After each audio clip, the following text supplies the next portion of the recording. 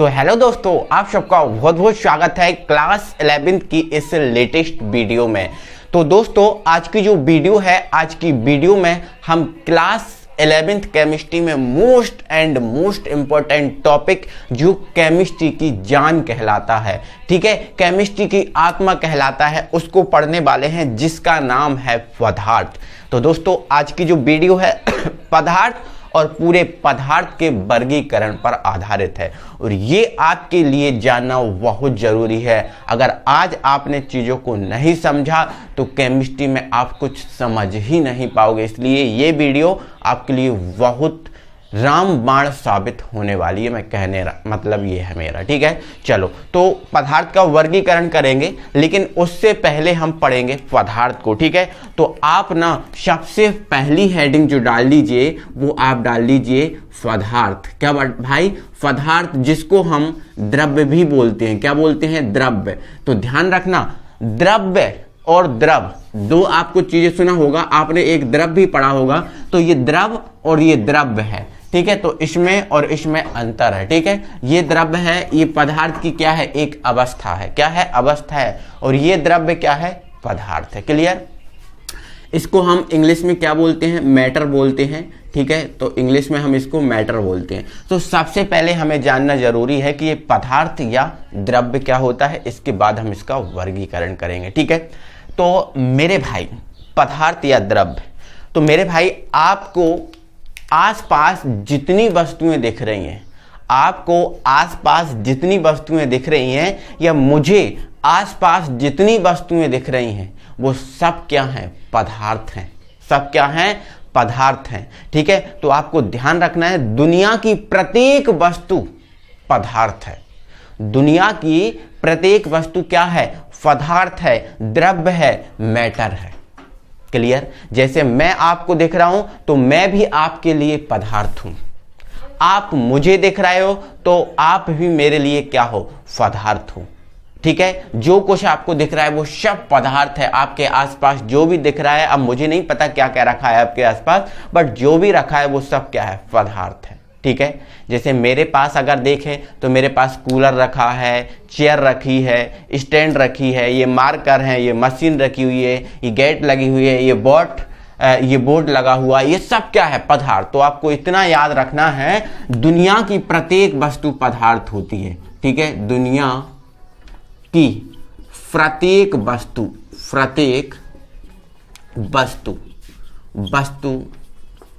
पदार्थ, प्रत्येक वस्तु पदार्थ कहलाती है, ठीक है। बट मेरे भाई, यहां पर पदार्थ के लिए दो कंडीशन रखी जाती हैं। पदार्थ के लिए दो कंडीशन होती हैं। अब वो दो कंडीशन कौन सी होती हैं, उन कंडीशन पे आप ध्यान दो। देखो, पहली कंडीशन ये होती है कि जो वस्तु आपकी पदार्थ है उस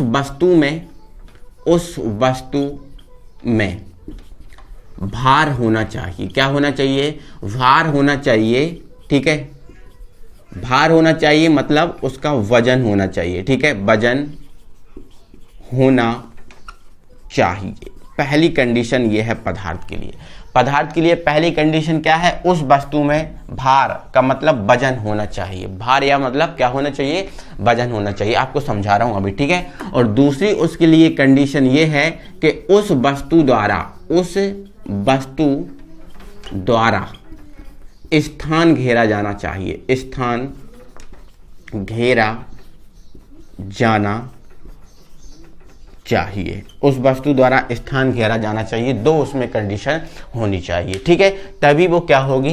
पदार्थ होगी, ठीक है। तो दुनिया की प्रत्येक वस्तु क्या होगी? पदार्थ कहलाती है। बस उस वस्तु में क्या होना चाहिए? भार होना चाहिए और उस वस्तु द्वारा स्थान घेरा जाना चाहिए। जैसे उदाहरण के द्वारा मैं समझाता हूँ। जैसे मैं एक पदार्थ हूँ। मैं क्या हूँ? एक पदार्थ हूँ। तो मेरे अंदर वजन है। मेरे अंदर वजन है, पहली कंडीशन को मैंने क्या किया? पास किया। मेरे अंदर वजन है और मेरे द्वारा स्थान घेरा जाता है। जैसे मैं यहाँ पर जहाँ पर भी खड़ा हूँ उतना स्थान तो घेर रहा हूँ, उतना स्थान तो घेर रहा हूँ। जहाँ मैं खड़ा हूँ वहाँ पर कोई दूसरा व्यक्ति आकर खड़ा नहीं हो सकता, या फिर कोई दूसरी वस्तु वहाँ पर नहीं रखी जा सकती। इसका मतलब ये है कि मैं स्थान घेर रहा हूँ। तो मेरे अंदर ये दोनों कंडीशन है, मतलब मैं क्या हूँ, पदार्थ हूँ। ठीक है, जैसे मान के चलो ये मार्कर, क्या है ये मार्कर, मैं बोल रहा हूँ ये मार्कर पदार्थ है, बिल्कुल है पदार्थ। अब मार्कर पदार्थ कब होगा, जब उसमें वजन होगा। तो इस मार्कर में वजन है, मतलब ये पदार्थ है। अब इसके द्वारा स्थान घेरा जा रहा है, तो देखो इसके द्वारा स्थान घेरा जा रहा है। जैसे मान के चलो इस मार्कर को मैं यहाँ रखूं, ठीक है, तो इस मार्कर के द्वारा कितना स्थान घेरा जा रहा है तो मैं आपको दिखा देता हूं। ठीक है, जैसे ये यहाँ पर रखा है तो देखो यहाँ पर, ठीक है, इतना स्थान मार्कर द्वारा घेरा जा रहा है। मतलब ये क्या है, मार्कर जो क्या है वो क्या है, पदार्थ है। जैसे आपको दिखा दूं ये बोर्ड आपका पदार्थ है। क्योंकि बोर्ड पदार्थ क्यों है, क्योंकि इसमें बोर्ड में कुछ वजन है और इस द्वारा स्थान घेरा जाए। देखो दीवार का इतना स्थान घेरा गया, ठीक है, मतलब ये क्या है, पदार्थ है। तो आपको बिल्कुल याद रखना है, दुनिया की प्रत्येक वस्तु क्या होगी, पदार्थ होगी। ठीक है ना। अभी आपको और एग्जाम्पल दे रहा हूं। ठीक है, आपको जैसे आपने लिख लिया कुर्सी, क्या हुआ, कुर्सी हुआ, ठीक है, टेबल हुआ, ठीक है। अब ये जैसे मान के चलो स्कूल हुआ, कोई भी स्कूल हुआ या फिर कोई भी घर हुआ, ये प्रत्येक वस्तु क्या है, पदार्थ है। ठीक है, अब मैं बोलूं कि बताओ भाई वायु क्या, जो वायु है, वायु क्या पदार्थ है? तो आप सोचो, क्या वायु पदार्थ है? वायु तो मैं तो कह रहा हूं पदार्थ है, मैं तो कह रहा हूं पदार्थ है। अब वो क्यों है पदार्थ?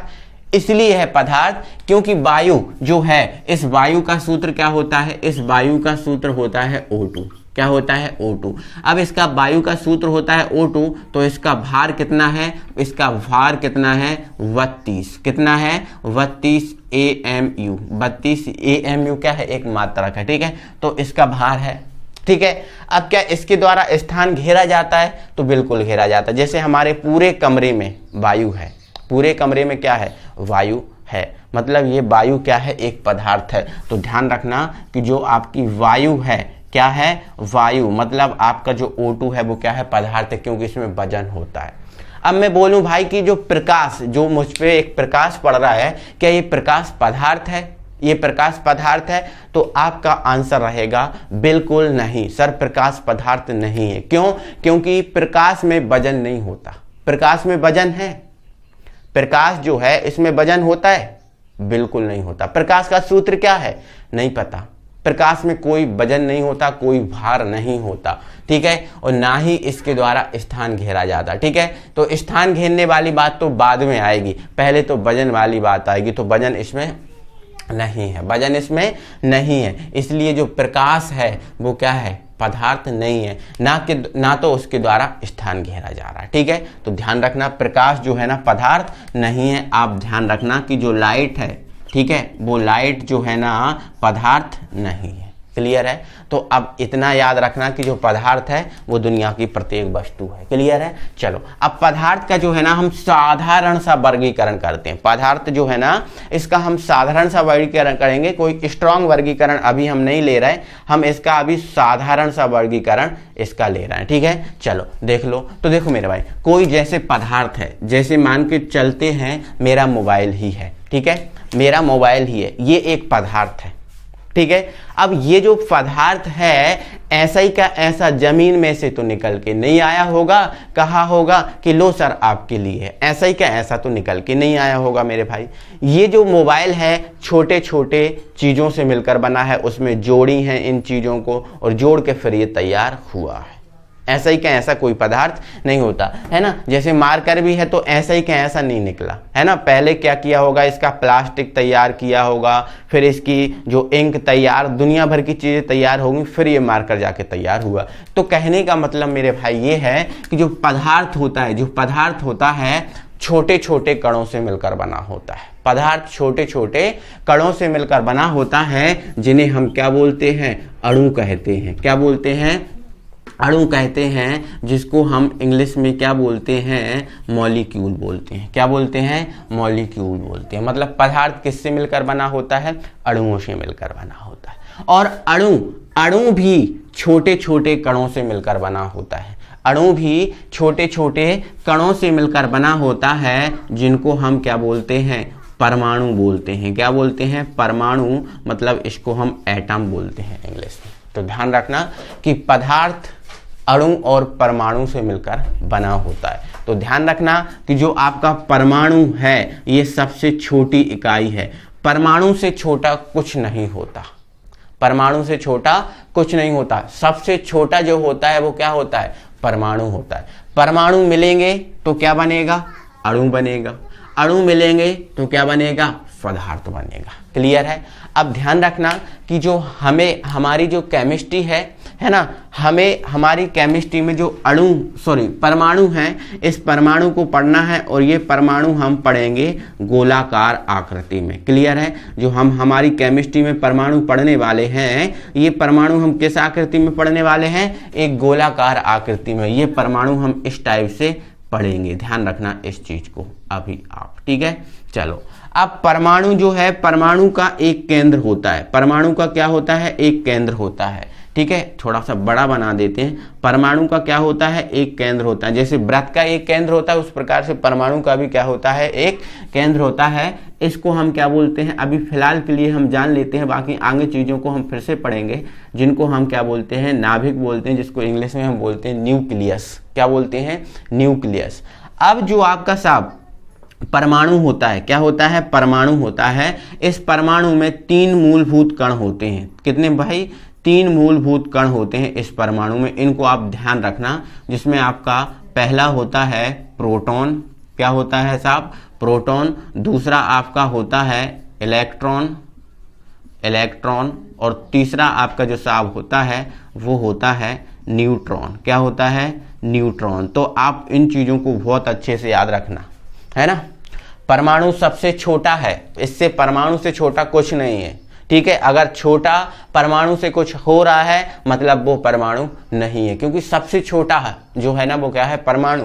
और परमाणु में 3 कण होते हैं। कितने कण होते हैं, 3 कण होते हैं, जिसमें पहला कण आपका प्रोटॉन, दूसरा आपका इलेक्ट्रॉन और तीसरा आपका न्यूट्रॉन। इनसे संबंधित हम चीजों को पढ़ेंगे। ठीक है, तो परमाणु हमें किस टाइप का पढ़ना है, हमारी केमिस्ट्री में इस गोलाकार आकृति में पढ़ना है, जिसके बीच में क्या होगा, एक केंद्र होगा, जिसे हम क्या बोलते हैं, नाभिक बोलते हैं। अब मेरे भाई जो परमाणु होता है इसमें 3 कण होते हैं। तो 3 कण में मेरे भाई जो प्रोटॉन है, प्रोटॉन को हम किससे व्यक्त करते हैं, पी से व्यक्त करते हैं। ठीक है, प्रोटॉन और न्यूट्रॉन को हम व्यक्त करते हैं एन से, और इलेक्ट्रॉन को हम व्यक्त करते हैं ई से। ठीक है, तो जो आपका इसका नाभिक होता है, इसमें 2 कण होते हैं, एक प्रोटॉन और एक न्यूट्रॉन। ठीक है, और अब बचा हुआ इलेक्ट्रॉन, तो जो नाभिक होता है इसके चारों ओर कक्षाएं होती हैं। चारों ओर क्या होती हैं, कक्षाएं होती हैं। ठीक है, क्या होती हैं, कक्षाएं होती हैं। ठीक है, तो जो इलेक्ट्रॉन होता है इन कक्षाओं में क्या करता है, गति करता है। और आपको ध्यान रखना है इस नाभिक के चारों ओर कितनी कक्षाएं होती हैं, 7 कक्षाएं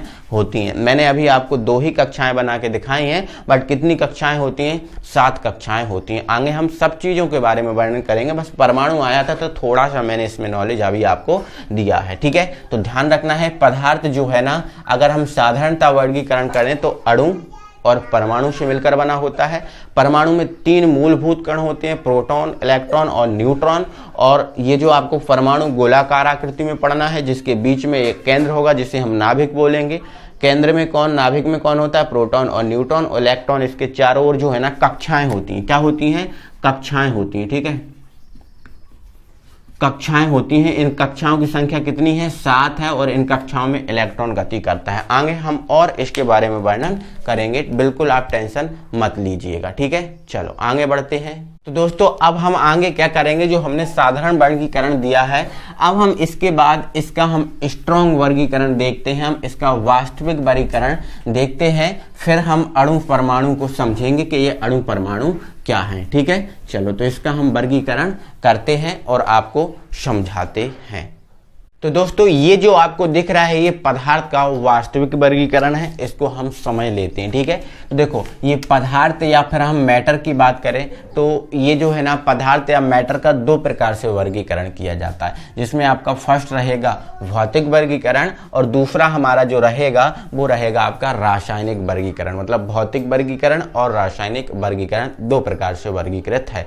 तो देखो यदि मैं भौतिक वर्गीकरण की बात करूं तो भौतिक वर्गीकरण के आधार पर जो पदार्थ है ना वो केवल 3 ही प्रकार का होता है, जिसमें फर्स्ट है आपका ठोस, दूसरा आपका द्रव और तीसरा आपका क्या हो गया, गैस हो गया। ठोस, द्रव, गैस, केवल और केवल आपका 3 प्रकार से वर्गीकृत है भौतिक वर्गीकरण की बात करें, ठीक है।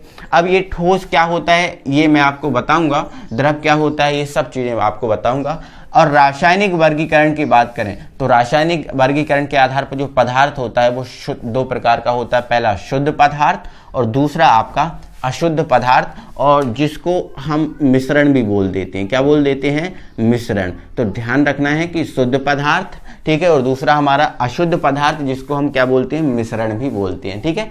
मिश्रण, मिक्सचर, आप जानते हो मिक्सचर में कुछ भी चीजें अनाप शनाप चीजें एक्स्ट्रा चीजें मिला दी जाती हैं, ठीक है, मिश्रण में, ठीक है।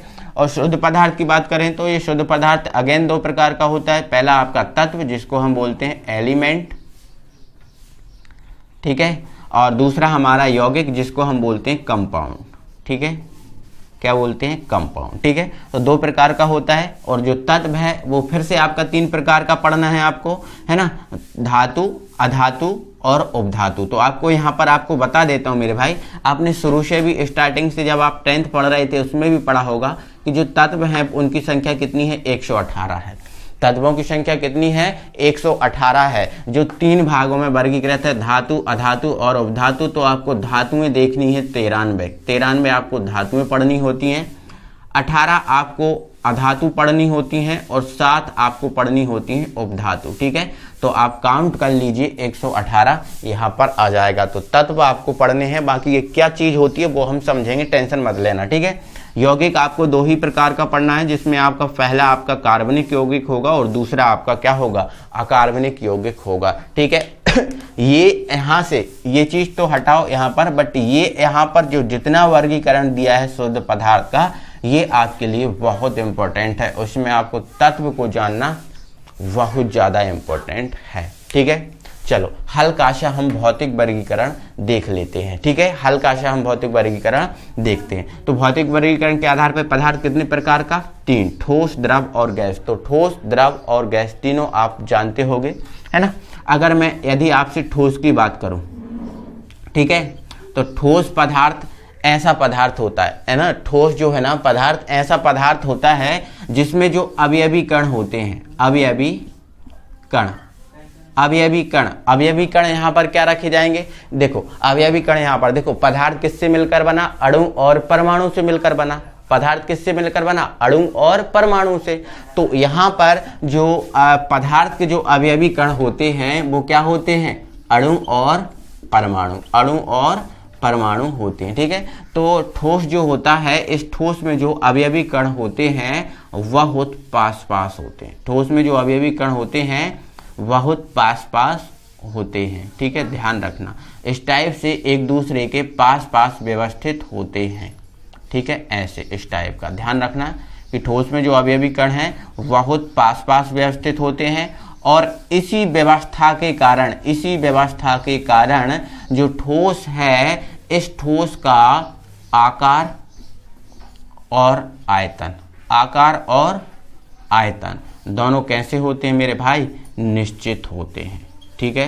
कैसे होते हैं, निश्चित होते हैं। तो आप अब क्या रखोगे याद, या क्या रखोगे, ठोस। अगर किसी ने पूछ लिया ठोस क्या है, ठीक है, तो आप क्या बता देना, ठोस का आकार और आयतन निश्चित होता है, आकार और आयतन निश्चित होता है। जैसे मैंने आपको दिखाया ये बोर्ड, जैसे आप ये देख रहे होगे बोर्ड, ये बोर्ड ठोस अवस्था में है और ठोस अवस्था में होने के कारण ये जो आकार है इसका निश्चित है। अब मैं 2 साल से पढ़ा रहा हूँ, मैं कितने साल से पढ़ा रहा हूँ, इस बोर्ड पर 2 साल से पढ़ा रहा हूँ। तो 2 साल में ये बोर्ड ज्यों का त्यों है, ना तो ये बोर्ड छोटा हुआ है और ना तो ये बोर्ड बड़ा हुआ है ना, ना छोटा हुआ है ना बड़ा हुआ है। क्यों नहीं हुआ, क्योंकि ये ठोस है और ठोस का आकार कैसा होता है, निश्चित, वो बदलता नहीं है। जैसे मान के चलो ये मेरा मोबाइल है ना, ये मेरा मोबाइल है, मैं 2 साल से चला रहा हूँ, तो ये मोबाइल छोटा भी नहीं हुआ बड़ा भी नहीं हुआ। क्यों नहीं हुआ, क्योंकि ये ठोस है और ठोस का आकार कैसा होता है, निश्चित होता है।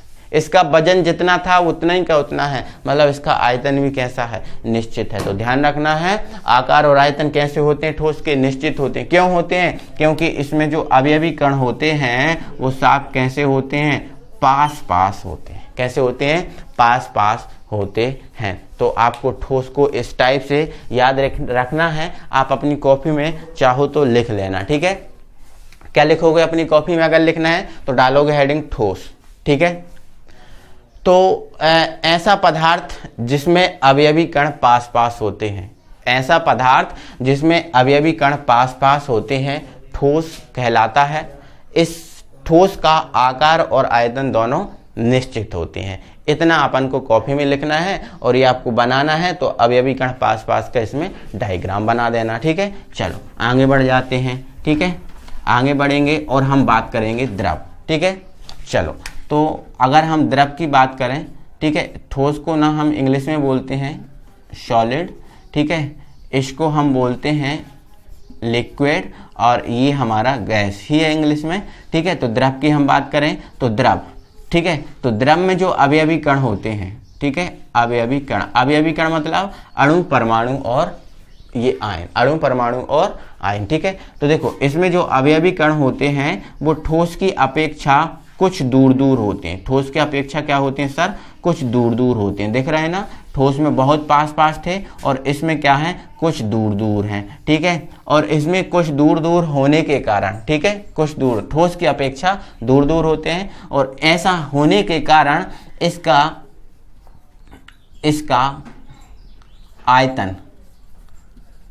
आयतन तो निश्चित होता है। आयतन जो है ना इसका कैसा होता है, द्रव का निश्चित होता है, बट जो आकार है, क्या आकार, वो कैसा होता है, अनिश्चित होता है। ध्यान रखना, आकार कैसा होता है, अनिश्चित होता है, ठीक है। तो आपको क्या लिखना है इसमें, है ना, ऐसा पदार्थ जिसमें अवयवी कण ठोस की अपेक्षा कुछ दूर दूर होते हैं द्रव कहलाता है। द्रव का आयतन तो निश्चित होता है बट आकार इसका कैसा होता है, अनिश्चित होता है। आकार इसका बदलता रहता है ना, आकार इसका बदलता रहता है। जैसे मेरे पास 1 लीटर जल है, उस 1 लीटर जल को यदि मैं फर्श पे डाल दूं तो इसका पूरे फर्श में पोछा लग जाएगा, पूरे फर्श में ये चला जाएगा, तो इसका आकार अलग होगा। एक छोटी बोतल में रख दूं तो इसका आकार अलग होगा, बड़ी 5000 लीटर की टंकी में रख दूं तो इसका आकार अलग हो जाएगा। मतलब इसका आकार बदलता रहता है लेकिन आयतन उसका इतना ही रहे। जैसे 1 लीटर है मेरे पास जल, तो 1 लीटर फर्श पे डाल दूं तब भी वो 1 लीटर रहेगा, बड़ी टंकी में डाल दूं तो 1 लीटर रहेगा, किसी भी वस्तु में रख दूं 1 लीटर ही रहेगी, मतलब आयतन उसका निश्चित रहेगा, ठीक है ना। चलो तो आप समझ गए। अब आप थोड़ा सा गैस को समझ लो, ठीक है। गैस, तो गैस क्या होती है सर, गैस क्या होती है उसको समझ लो थोड़ा सा, ठीक है। तो देखो गैस में जो अवयवी कण है बहुत दूर दूर होते हैं, ठीक है, ध्यान रखना। गैस में जो अवयवी कण होते हैं बहुत दूर दूर होते हैं, ठीक है, बहुत दूर दूर होते हैं, इस टाइप के बहुत दूर दूर होते हैं। और इसके कारण इसका जो आकार है, इसका आकार और जो इसका आयतन है दोनों कैसे होते हैं, अनिश्चित होते हैं सर, है ना। कैसे होते हैं, अनिश्चित होते हैं, ठीक है। तो ध्यान रखना है, दोनों कैसे होते हैं, अनिश्चित होते हैं। आकार भी और आयतन भी दोनों कैसे होते हैं, अनिश्चित होते हैं। किसमें, गैस में। तो ये आपको हल्का वर्गीकरण कर दिया मैंने, ये तो आप वैसे भी जानते हो, आपने ये चीजें पढ़ के रखी होंगी, ठीक है।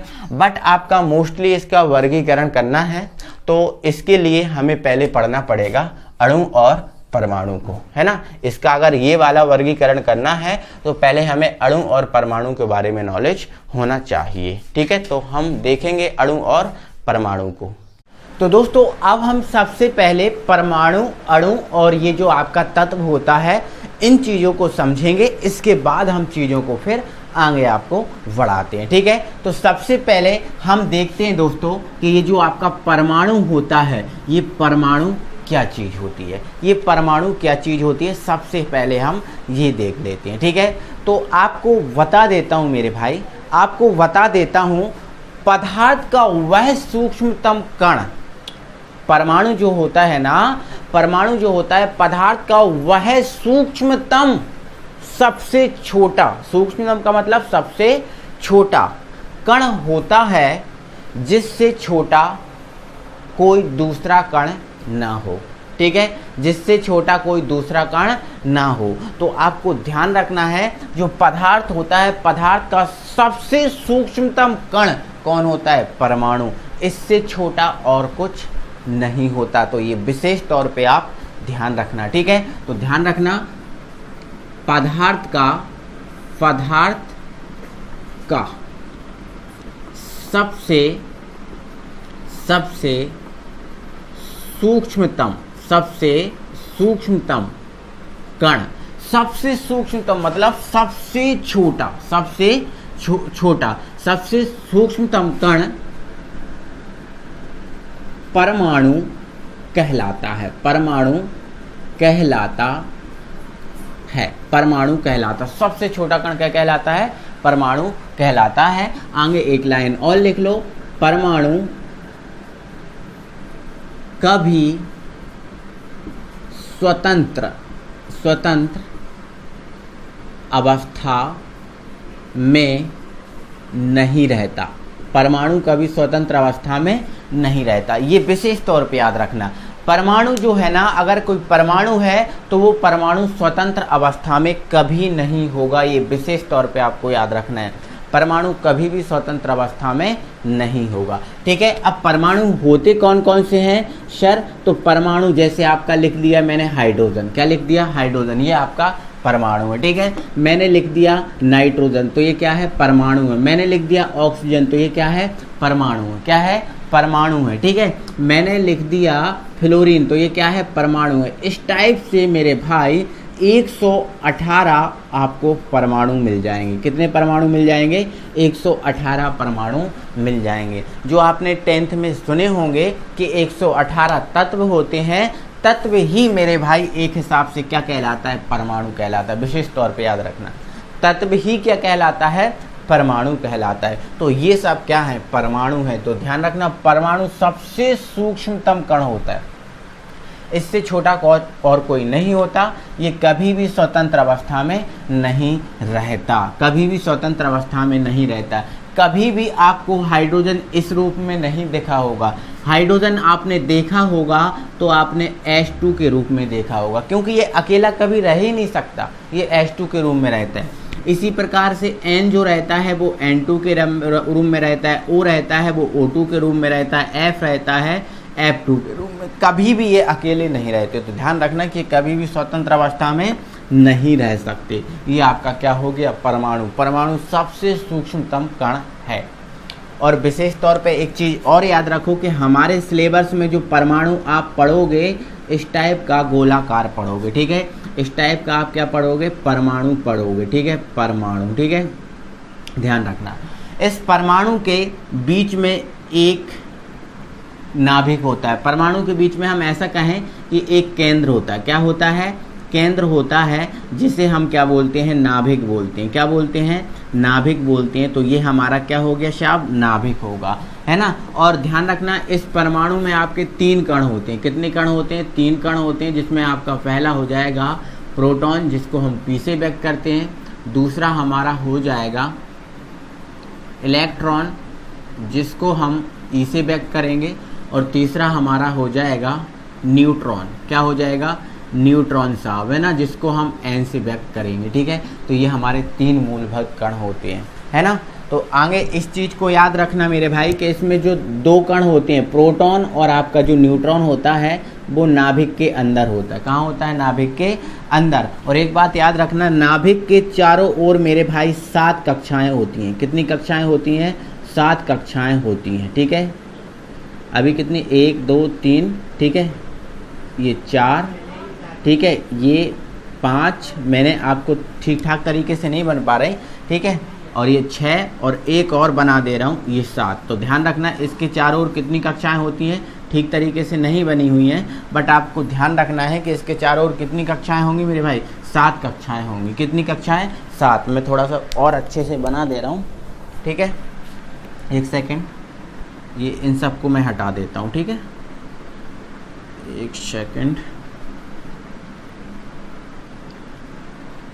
आप प्रकार से आप जो प्रोटेक्टर होगा उससे आप सही तरीके से बना लेना, मैं अभी आपको थोड़ा सा बना दे रहा हूँ। देखो ये नाभिक हुआ, ये पहली कक्षा, ये दूसरी कक्षा, ये तीसरी कक्षा, ये चौथी कक्षा, ये पांचवी कक्षा, ये छठवीं कक्षा और ये सातवीं कक्षा। ये पूरी गोलाकार होंगी। मैंने अभी आपको पूरी गोलाकार नहीं बनाया, आप बना लेना। ये 7 कक्षाएं होती हैं इनके अंदर। तो ध्यान रखना इस बात को कि पहली कक्षा में 2 इलेक्ट्रॉन होते हैं, दूसरी कक्षा में 8 होते हैं, फिर 8 होते हैं, फिर 18 इलेक्ट्रॉन घूमते हैं, फिर 18 और फिर 32 और फिर 32। तो ध्यान रखना को पहली कक्षा में कितने इलेक्ट्रॉन घूमते हैं? 2, दूसरी में 8, फिर 18, 18, 32। अब ये आंकड़ा क्या है आगे जाके आपको समझ में आएगा। तो इसको ध्यान रखना है कि इन कक्षाओं में कौन घूमते हैं? इलेक्ट्रॉन घूमते हैं। तो पहली कक्षा में कितने इलेक्ट्रॉन घूमते हैं? 2, है ना। दूसरी कक्षा में 8, फिर 8, फिर 8, ऐसे करके। और वो ये जो इलेक्ट्रॉन का घूमना है वो परमाणु के ऊपर डिपेंड करता है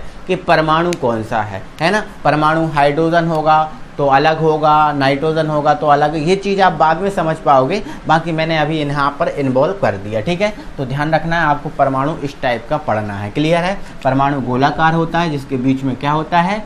नाभिक होता है जिसमें प्रोटॉन और न्यूट्रॉन होते हैं और इसके चारों ओर चक्कर कौन लगाता है? इलेक्ट्रॉन। तो इतना चीज़ों को आपको इसमें परमाणु से संबंधित याद रखना है, क्लियर। अब हम बढ़ जाते हैं आगे और अब हम बात करते हैं अणु पर। तो दोस्तों मैं यदि आपसे अणु की बात करूं, मॉलिक्यूल की बात करूं, किसकी बात करूं? मॉलिक्यूल की बात करूं, तो मेरे भाई ये भी पदार्थ का सूक्ष्मतम कण है, लेकिन ये जो कण है ये परमाणु से बड़ा होता है। ये कण जो है ना परमाणु से बड़ा होता है, क्योंकि परमाणु तो इतना छोटा होता है जो स्वतंत्र अवस्था में नहीं रह सकता। बट जो है ना ये पदार्थ का सूक्ष्मतम कण है। क्या है? वह पदार्थ का सूक्ष्मतम कण है जो स्वतंत्र अवस्था में रह सकता है। स्वतंत्र अवस्था में रह सकता है मतलब अणु स्वतंत्र अवस्था में रह सकता है, लेकिन परमाणु कभी भी स्वतंत्र अवस्था में नहीं रहता। आपको विशेष तौर से ये चीज़ याद रखना है, ठीक है ना। तो अब जैसे अणु के एग्जाम्पल की बात करें, जैसे मैंने लिख दिया H2O। H2O का मतलब क्या होता है? जल। आपने देखा होगा जल स्वतंत्र अवस्था में रहता है। हम किसी बर्तन में यदि जल भर के रख दें तो वो जो जल है कई दिनों तक रखा रहेगा। क्यों? क्योंकि जल स्वतंत्र अवस्था में है, जल स्वतंत्र अवस्था में रहता है, ठीक है ना। अगर हम कहीं भी पानी देखते हैं तो काफ़ी दिन तक भरा रहता है। क्यों भरा रहता है? क्योंकि वो स्वतंत्र अवस्था में होता है ना। क्यों है स्वतंत्र अवस्था में? क्योंकि ये अणु है। जल क्या है? जल क्या है? H2O क्या है? एक अणु। क्या है? अणु है, ठीक है। चलो इसके बाद हमने देखा अमोनिया, NH3। ये क्या होती है? अमोनिया। तो ये भी क्या है? अणु है, मतलब ये भी स्वतंत्र अवस्था में रह सकता है, ठीक है। जैसे आपका CO2 हुआ, है ना, जैसे आपका SO2 हुआ। इस टाइप से ये दोस्तों क्या है? अणु हैं जो स्वतंत्र अवस्था में रह सकते हैं। और एक बात और याद रखना मेरे भाई कि जो अणु होता है वो परमाणुओं से मिलकर बनता है, ठीक है। परमाणुओं से बनता है, परमाणुओं से बनता है। ये चीज़ आपको याद रखना है। अणु जो है ना वो किससे बनता है? परमाणुओं से बनता है। जैसे आप देख रहे हो H2O अणु है। अब H2O अणु है, इस अणु में कितने परमाणु हैं? तो देखो 2 H के परमाणु हैं, 2 लगा है ना, और 1 O का परमाणु है, ठीक है। तो ये कितने परमाणुओं से मिलकर बना? 3 परमाणुओं से मिलकर बना, क्योंकि 2 H के हैं और 1 O का है।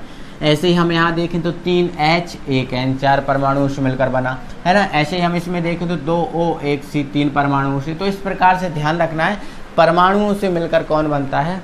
अणु बनता है। और ये सूक्ष्मतम कण है जो स्वतंत्र अवस्था में रह सकता है, क्लियर है। कोई दिक्कत है? तो मेरे भाई आगे आपको ये चीज़ याद रखना है कि जो आपका अणु है ये 2 प्रकार का होता है। कितने प्रकार का होता है? 2 प्रकार का होता है। अणु कितने प्रकार का? 2 प्रकार का, ठीक है। जिसमें आपको फर्स्ट जो पढ़ना है समपरमाण्विक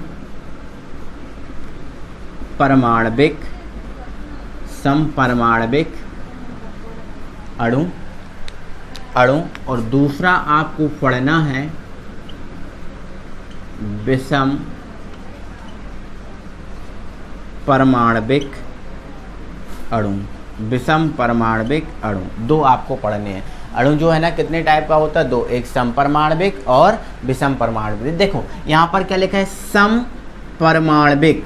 सम का मतलब समान परमाणु वाला, समान परमाणु वाला अणु, समान परमाणुओं से मिलकर बना अणु, ऐसा ही बोल सकते हैं। सम मतलब समान, परमाणविक मतलब परमाणु, तो समान परमाणु से मिलकर बना अणु। ठीक है, तो इसकी परिभाषा क्या हो जाएगी, ऐसे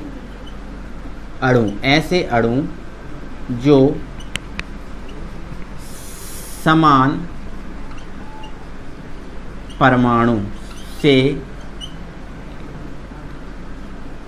मिलकर बने होते हैं,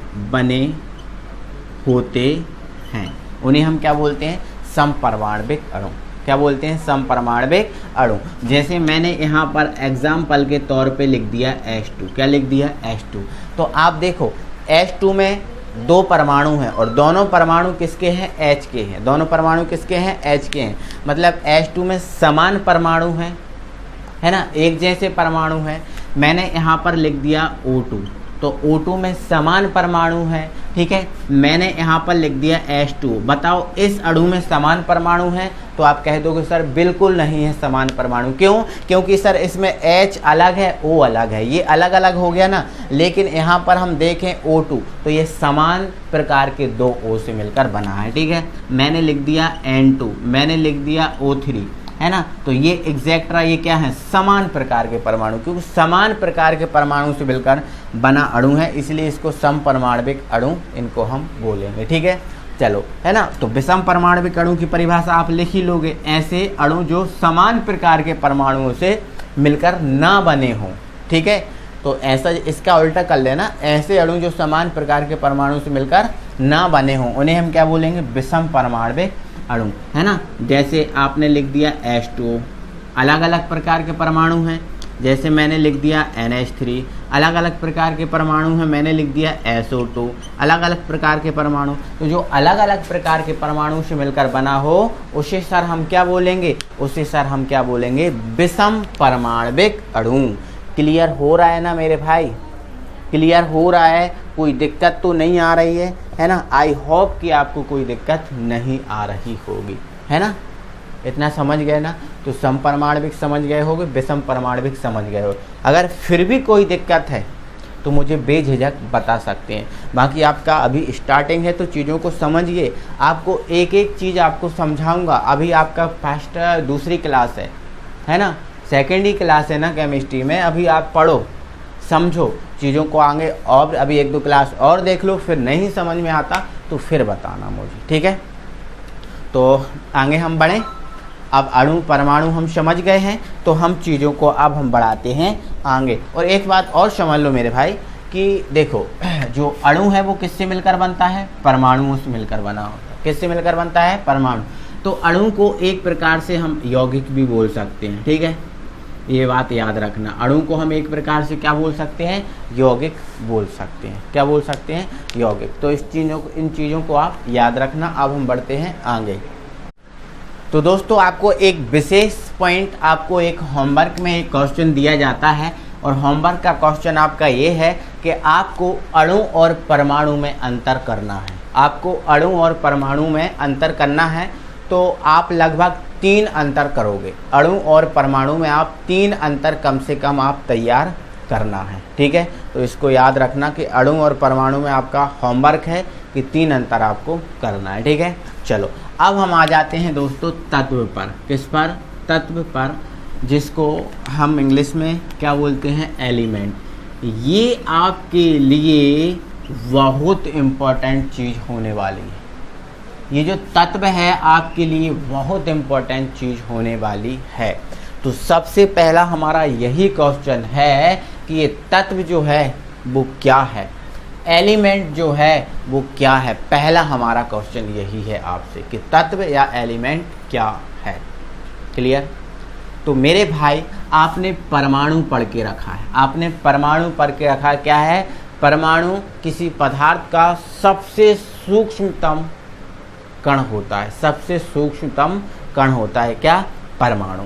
ठीक है। अब दोस्तों, जो परमाणु होता है वो शुद्धतम भी हो सकता है और अशुद्धतम भी हो सकता है। परमाणु शुद्ध भी होता है और अशुद्ध भी होता है। तो परमाणु का सबसे छोटा कण क्या होता है, पदार्थ का सबसे छोटा कण क्या होता है, परमाणु। परमाणु शुद्ध भी हो सकता है और अशुद्ध भी। तो मेरे भाई, जो तत्व है वो आपका परमाणु का, किसका, परमाणु का शुद्धतम रूप होता है। बस यही इसकी परिभाषा है। परमाणु का शुद्धतम रूप तत्व कहलाता है, तत्व कहलाता है। बस यही आपको याद रखना है। यदि परमाणु का शुद्धतम रूप है तो परमाणु का वो शुद्धतम रूप क्या होगा, तत्व होगा। क्या होगा, तत्व होगा। और अभी तक परमाणु के शुद्धतम रूप केवल और केवल 118 प्राप्त हुए हैं। क्या साहब, परमाणु के शुद्धतम रूप अभी तक कितने प्राप्त हुए हैं, 118।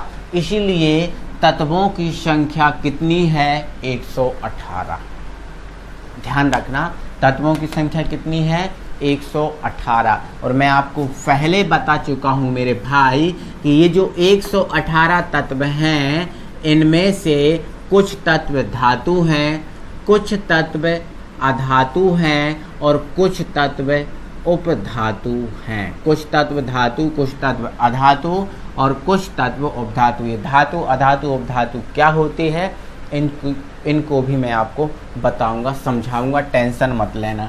13 में जो धातु मिलेंगी, 18 आपको अधातु मिलेंगी और 7 मिलेंगी आपको उपधातु। इस टाइप से आपके 118 तत्व कंप्लीट हो जाते हैं। समझ में आपको आया। परमाणु का शुद्धतम रूप क्या होगा, तत्व होगा। तत्व हमें कितने पढ़ने हैं, 118। और इन 118 तत्वों में ही चाहे वो 11th की केमिस्ट्री हो मेरे भाई, चाहे वो 12th की केमिस्ट्री हो, चाहे बीएससी हो, एमएससी हो, केमिस्ट्री आप कहीं भी पढ़ लेना, इन 118 तत्वों से ही जो केमिस्ट्री बनी है। मतलब इन 118 तत्वों को आपको आना बहुत ज़रूरी है। अगर ये तत्व नहीं आते तो मान लो कि आपको कुछ भी नहीं आता। बोल रहा हूँ ना, कुछ भी नहीं आता। ये हमारे लिए बहुत ज़रूरी है, ठीक है ना। चलो आगे बता देता हूँ मेरे भाई। ये 118 तत्व में धातु अधातु और उपधातु है। बाकी इन 118 तत्वों को 4 कॉलोनियों में बांटा गया। जैसे मोहल्ले होते हैं ना, कॉलोनी होती है ना, तो इसी टाइप की हमें जो 118 तत्व हैं, इन 118 तत्वों को आधुनिक आवर्त सारणी में रखा गया है। आवर्त सारणी आपने सुना होगा, आवर्त सारणी में रखा गया है। और आवर्त सारणी में इन तत्वों को 4 ब्लॉक में रखा गया है। कितने ब्लॉक में, 4 ब्लॉक में। 4 कॉलोनी हम कह सकते हैं, 4 मोहल्ले हम कह सकते हैं। तो 4 मोहल्लों में रखा गया है आवर्त सारणी में। इन 118 तत्वों को कहाँ रखा गया है, आवर्त सारणी में। और आवर्त सारणी में कितने मोहल्लों में रखा गया है, 4 मोहल्लों में रखा गया, ठीक है। जिसमें से पहले मोहल्ले का नाम है एस ब्लॉक। क्या सर, एस ब्लॉक।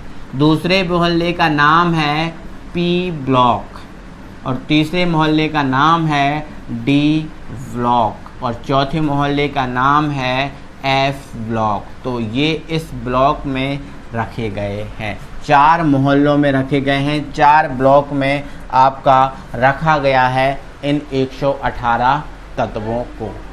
क्लियर है। तो इन चीज़ों को बिल्कुल आप याद रखना। और आवर्त सारणी का जो महासंग्राम है मेरे भाई, वो कल से स्टार्ट होने जा रहा है।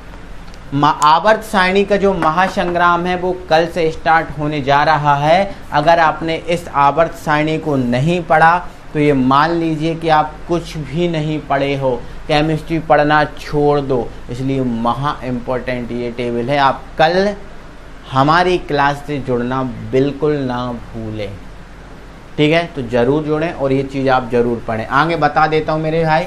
पर जो तत्व हैं इनकी संख्या कितनी है, 118 है ना। कितनी है, 118।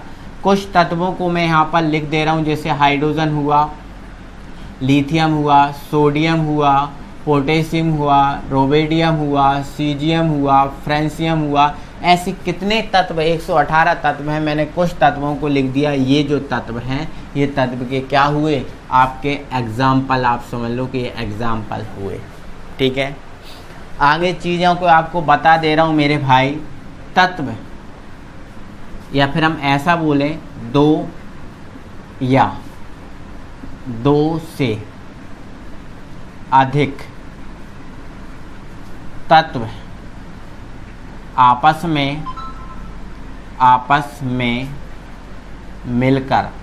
में मिलकर यौगिक बनाते हैं। आपको ये चीज़ नोट लगा के अपनी कॉपी में लिख लेना। ये आपकी यौगिक की परिभाषा हो गई। किसकी परिभाषा हो गई मेरे भाई? ये आपके यौगिक की परिभाषा हो गई।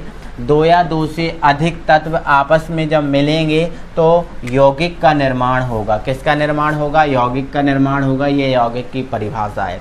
उदाहरण के लिए मैं बता देता हूँ, जैसे आपका NaCl। अब इस NaCl में कितने तत्व हैं? दो तत्व, एक Na और एक Cl, मतलब ये क्या है? यौगिक है। मैंने बोल दिया KCl, कितने तत्व हैं? दो तत्व, मतलब ये क्या है? यौगिक है। मैंने बोल दिया AgBr, मैंने बोल दिया CaCl, ठीक है। मैंने बोल दिया MgO, है ना। ये सब क्या है? क्या यौगिक है। तो ध्यान रखना, जब दो या दो से अधिक तत्व मिलेंगे तो यौगिक का निर्माण होगा। यह यौगिक की परिभाषा हो गई, ठीक है।